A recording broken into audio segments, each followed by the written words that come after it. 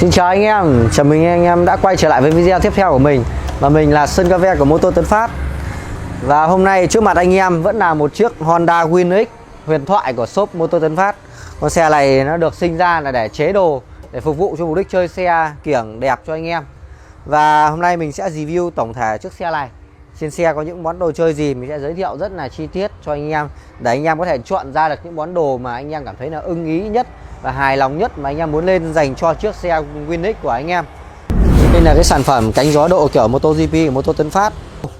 Và khi mà lắp lên chiếc xe thì nó mang lại một cái vẻ đẹp hầm hố như thế này và anh em lại thấy tận mắt, nên là nó có thể thu hút được cái ánh nhìn của anh em là ngay lần đầu tiên mà anh em nhìn thấy. Và phía dưới phần cánh gió này thì tiếp theo anh em hãy nhìn vào sâu trong này, đó chính là phần đèn trợ sáng bắt hốc xi nhan dành cho Honda Winner X. Thì đây trong chiếc xe này hiện nay mình đang trang bị đây là bản đèn đèn Kenzo 30. Đó, đây là một đèn bi cầu, với mình đã có một clip sơ qua về cái con đèn này rồi nhưng chưa hướng dẫn lắp đặt lên chiếc Winner X. Thì một bộ đèn như này sẽ lắp chuẩn vào trong hốc xi nhan hai bên của Winner X mà anh em không hề lo bị cạ rè như các phiên bản pad cũ. Vì hiện nay đã ra mắt và nó đã khắc phục được tất cả những tình trạng mà yếu điểm của các loại pad cũ, pad V1 như là cạ rè, pad V2 thì một số anh em lắp đèn to như Kenzo này thì nó sẽ bị cạ phược. Tuy nhiên về đến cái phiên bản V3 này nó đang là phiên bản hoàn chỉnh nhất rồi, được có một pad bắt CNC rất là chắc chắn ở đấy để giữ công tắc như này, để đảm bảo cho việc là anh em có thể điều chỉnh dễ dàng mà lại có thể giấu được đi công tắc trong một vài trường hợp mà anh em không muốn bật đèn mà không mong muốn. Và để lắp đèn được vào trong phần hốc xi nhan này thì Moto Tấn Phát còn có khác như là đèn mini bi cầu. Bộ đèn này như theo nhà sản xuất thì nó sẽ có hai cây đèn như thế này đây. Thì cây đèn này vỏ cũng sẽ được làm bằng chất liệu nhôm CNC và được sơn Pilot rất là đẹp đây anh em nhé. Đằng sau này đặc biệt hơn là phiên bản đèn loại 1 này là quạt gió tản nhiệt thế này, giúp cho khi vận hành đèn sẽ không bị nóng, tuổi thọ đèn sẽ cao. Và cái phần bi cầu này sẽ có vạch chia pha cốt của hai chế độ sáng, đèn trắng và đèn vàng phá sương, giúp anh em đi mọi cung đường mưa gió hay là sương mù anh em đi rất là an toàn. Đó, và đi kèm thì cũng như bộ đèn kia của shop sẽ có thêm một bộ mạch cho anh em, công tắc và pad bắt cặp đèn net tool 40 đến từ thương hiệu LED Tool Việt Nam. Cây đèn này thì là đèn chính hãng được phân phối tại shop Moto Tấn Phát. Shop mình bán đèn này thì theo giá của hãng rồi. Và đi cùng với bộ đèn thì anh em có thể mua thêm như là mạch đèn như mình giới thiệu trên. Thì sẽ nói qua cái này thì anh em có thể lắp ở những vị trí khác như là trong hốc kèn này thì cũng rất là đơn giản. Mình đã có một clip mà chia sẻ rất là cụ thể rồi. Mình sẽ để link ở dưới phần bình luận để cho anh em có thể tiện theo dõi. Này là thuộc dạng đèn bi cầu. Đó, anh em nhìn này, kết quả bi cầu rất là to và đẹp nhé. Bên vỏ ngoài cũng được làm bằng nhôm và được Pilot sơn tích điện, được Pilot rất là đẹp luôn, thương hiệu Kenzo đây. Thì cái cây đèn Kenzo 30 này như ở clip trước thì mình đã giới thiệu rồi, là nó sẽ kéo được ra vào cái phần đuôi đèn này để giúp cho anh em có thể điều chỉnh được ánh sáng của đèn theo ý thích, như là ánh sáng tỏa và ánh sáng gom. Cây đèn trợ sáng là 4X này thì được rất nhiều anh em sử dụng vì nó có rất nhiều ưu điểm. Theo như mình đã sử dụng và cảm nhận thì nó sẽ có ưu điểm như là về giá thành rất là rẻ, và cái thứ hai là độ sáng nó cũng đảm bảo được. Về cái tuổi thọ thì mình cũng chưa sử dụng lâu nên chưa dám khẳng định về cái chất liệu đèn này. Đó, nhưng mà đây là cây đèn trợ sáng là 4X mà shop Moto Tấn Phát hiện nay đang bán anh em nhé. Và anh em có thể là lên được trong hốc xi nhan hay là hốc kèn như con net tool 40 luôn. Đó. Và vừa rồi đây là 4 loại đèn trợ sáng thông dụng nhất trên thị trường hiện nay dành cho Honda Winner X đang được bày bán tại shop Moto Tấn Phát. Anh em có thể là chọn cho mình cây đèn ưng ý nhất và lên tại shop, hoặc là có thể là mua online thì shop cũng sẽ đấu sẵn đèn và mạch cho anh em. Và về anh em chỉ việc lắp theo những clip hướng dẫn có sẵn tại shop Moto Tấn Phát. Sâu trong này đó chính là một tấm bảo vệ két nước CNC của Moto Tấn Phát. Thì cái tấm bảo vệ két nước này có một nhiệm vụ là cực kỳ quan trọng. Đây là một món đồ chơi mà anh em khi mua xe thì nó rất là cần thiết phải trang bị luôn. Nó là một trong hai món đồ chơi quan trọng nhất dành cho bất kỳ chiếc xe nào đã sử dụng hệ thống làm mát bằng két nước như thế này. Về phần tấm bảo vệ két nước của Moto Tấn Phát đây sẽ được làm bằng chất liệu nhôm nguyên khối, được qua quy trình CNC hiện đại, và nó sẽ cho ra những đường hoa văn kiểu tổ ong này nhìn rất là bắt mắt và đẹp nhé. ngoài cái khả năng mà bảo vệ cho chiếc xe thì cũng mang lại một cái điểm nhấn, một cái vẻ đẹp cho chiếc xe của anh em.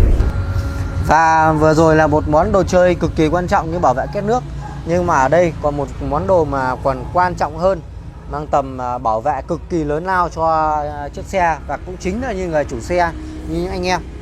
Đây là bộ chống đổ khung sườn dành cho Honda Winner X. Bộ khung sườn này là do tập hợp tất cả các anh em kỹ sư của shop Moto Tấn Phát đã mất nhiều ngày tháng để có thể là thiết kế ra được một bộ hoàn chỉnh như thế này và đem đến tay người dùng như anh em, để có thể bảo vệ cho chiếc xe của anh em có thể tránh khỏi những cái va chạm khi mà anh em không may đổ xe hay là ngã xe, cũng sẽ bảo vệ cho phần dàn áo của anh em là luôn được trong tình trạng mới và đẹp như thế này.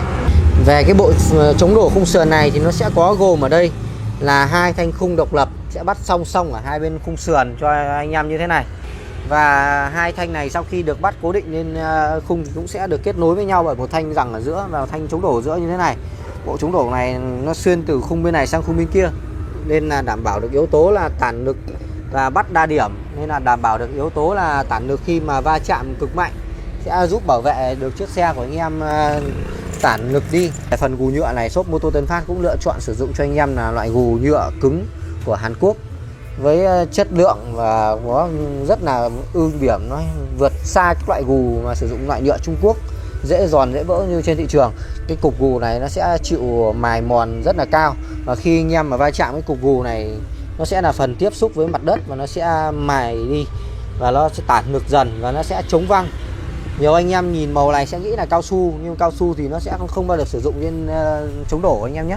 Gù chống đổ bằng cao su sẽ rất là văng và nguy hiểm cho chiếc xe của anh em. Kém chất lượng. Và cái sản phẩm này đang được phân phối chính hãng tại shop Moto Tấn Phát, gồm 3 màu là màu đỏ, màu xanh và màu vàng. Thì bảo vệ lốc máy nó sẽ rất là đẹp đây. Nó sẽ là nguyên một hình tròn này luôn, bắt vào các vị trí như zin luôn. Mình đã có một clip mà hướng dẫn rất là chi tiết rồi.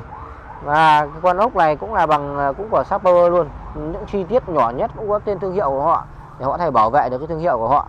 Nên là anh em có thể yên tâm là khi mà mua cái bộ này sẽ rất là khó mua phải hàng giả hàng nhái. Số gẩy CNC này thì trước mặt anh em đây là phiên bản số gẩy phiên bản demo thôi, và nó cũng đã rất là đẹp rồi. Nó cũng được làm, ngay cái tên của nó đã thể hiện nên là nó sẽ được làm bằng chất liệu nhôm đặc và được CNC ra từng chi tiết từng bộ phận. Cái bộ số gẩy này nó sẽ có những ưu điểm vượt trội hơn so với tất cả các loại số gẩy hiện tại đang có trên thị trường. Sẽ có sử dụng công nghệ là 2 bi đồng trục, mang lại cảm giác gẩy cho anh em và cũng như là dặm phanh rất là nhẹ nhàng. Cái thứ nhất. Cái thứ hai là công nghệ 2 bi đồng trục này nó sẽ giúp cho cái độ bền của cái bộ số gẩy này nó nâng cao lên một tầm cao mới. Sang hai bên như thế này thì công nghệ 2 bi này nó sẽ giúp cho cái cần số của anh em cũng như chân phanh này nó sẽ luôn ở cái trạng thái như zin như này, nó sẽ chuẩn xác này, không hề có độ dơ, sẽ giúp bền hơn. Đó, và cái phần đặc biệt hơn là cái phần để chân này nó đã có thể là gập lên gập xuống rồi. Như các bộ số gẩy cũ là nó sẽ không thể gập được, nó sẽ cứng đơ như này. Và việc gập lên này thì nhiều anh em trong quá trình di chuyển mà gặp phải vật cản, nó sẽ có thể là gập. Cái bộ số gẩy này thì nó sẽ có rất là nhiều lỗ chờ trên này.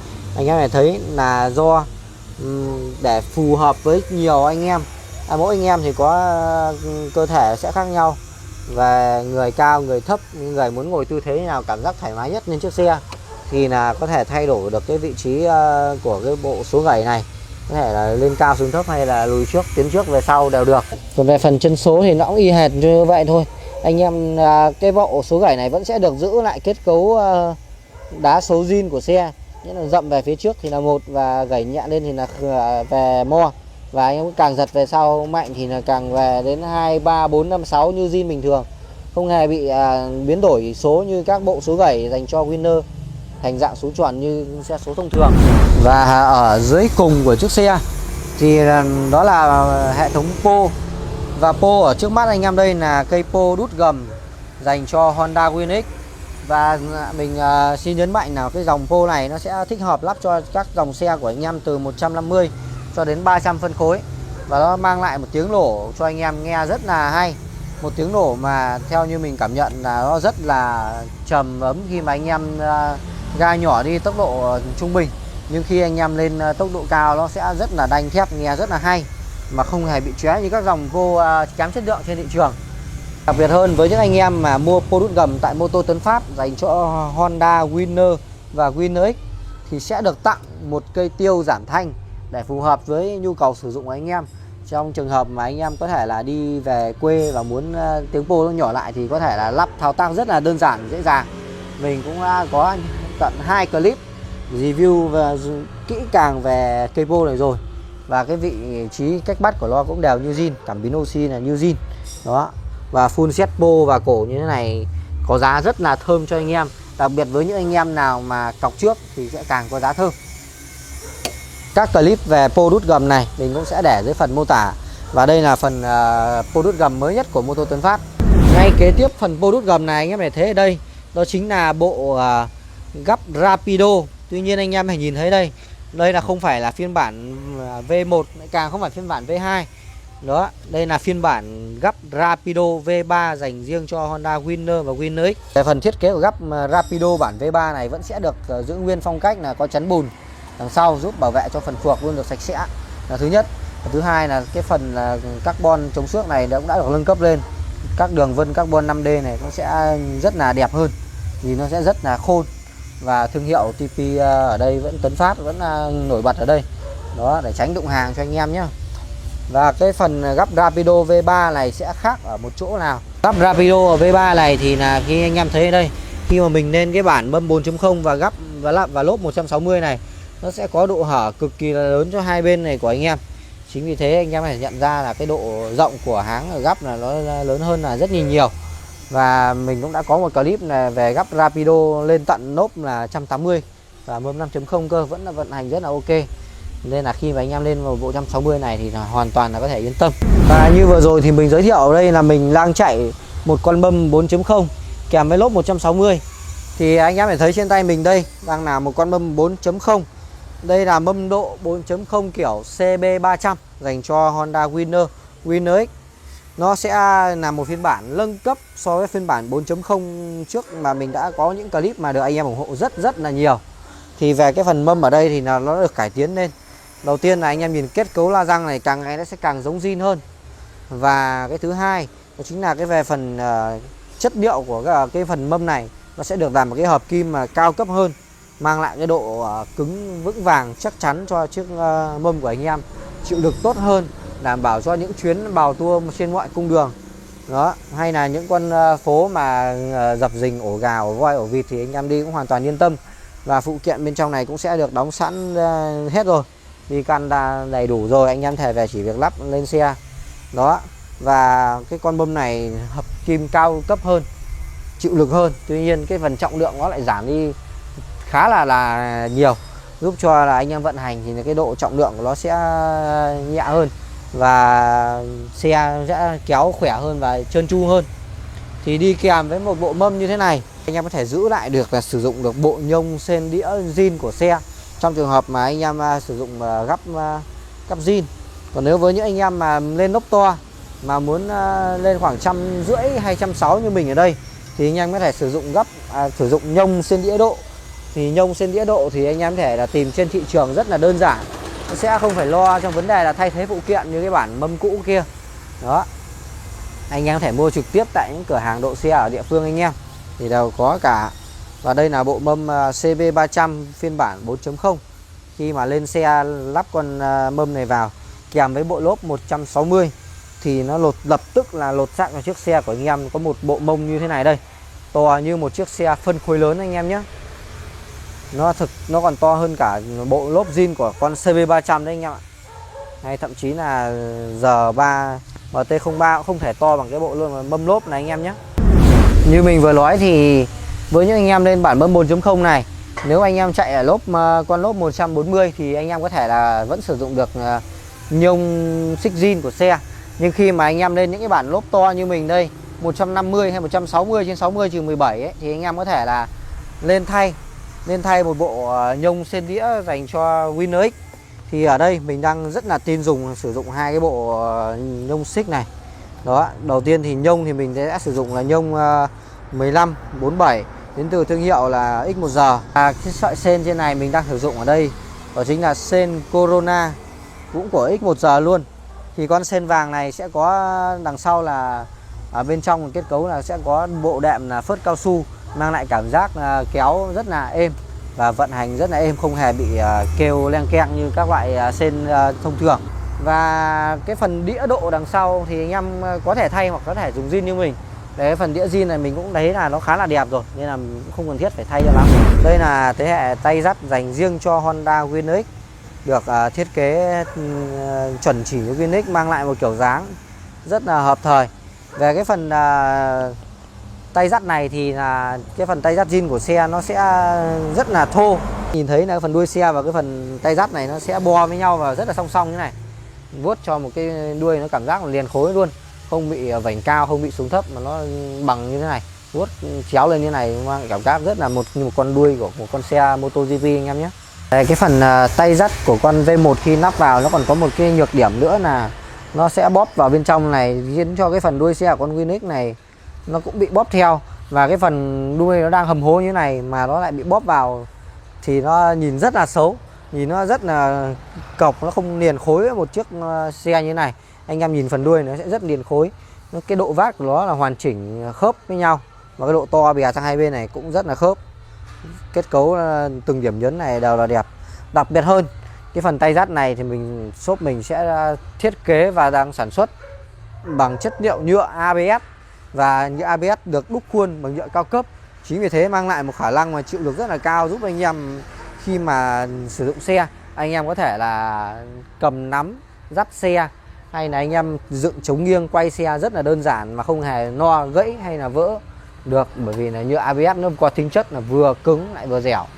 Đặc biệt là đúc nữa thì nó mang lại độ bền cực kỳ cao, không hề bị giòn như các loại gang hay là các loại nhựa không được cao cấp khác. Và đó là cái ưu điểm lớn nhất của cái bộ tay dắt xe dành cho Honda Winner X ở đây. Ngoài ra đặc biệt hơn là cái bộ tay dắt này sẽ được gửi đến anh em với mức giá cực kỳ là ngon, để đảm bảo cho anh em nào cũng có thể lên được chiếc xe của mình hoàn thiện và đẹp, với một cái giá thành mà anh em không hề phải lo nghĩ. Anh em có thể liên hệ với mình để trang bị được tất cả những món đồ chơi mà mình vừa rồi review. Thì những món đồ chơi hot hit khác thì mình hiện nay không lắp lên xe, nên là mình không giới thiệu trong clip này, như là mỏ cày độ hay là ốp body kit. Đó thì mình cũng có những loại ba ga chẳng đồ rất là cứng cáp cho anh em, nhưng mà hiện nay chiếc xe mình không lên nên là mình sẽ không giới thiệu với anh em. Đó thì anh em hãy nhấc máy lên và có thể liên hệ với mình qua số điện thoại là 0376 424 838. Liên hệ qua hai fanpage chính của mình là Moto Tấn Phát và đồ chơi Honda Winner X 150 Tấn Phát. Hoặc anh em có thể mua đồ trực tiếp qua Shopee với những món đồ có sẵn, giá mình đã để rất là cụ thể trên đó rồi. Chọn màu rất là đơn giản. Và anh em nhớ đăng ký kênh YouTube của shop mình là Moto Tấn Phát và Sơn Cave PKL để đón xem những clip tiếp theo, những clip mới nhất về các dòng xe độ, những món đồ chơi của Honda Winner X hay những con xe khác mà đang hot hit trên thị trường hiện nay.